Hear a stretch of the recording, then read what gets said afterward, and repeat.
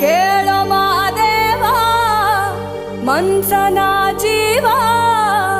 ನೀ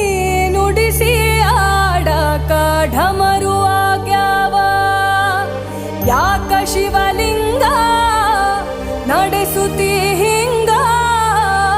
ಏನೇನೂ ಇಲ್ಲಯ್ಯ ನಮ್ಮ ಕೈಯಾಗ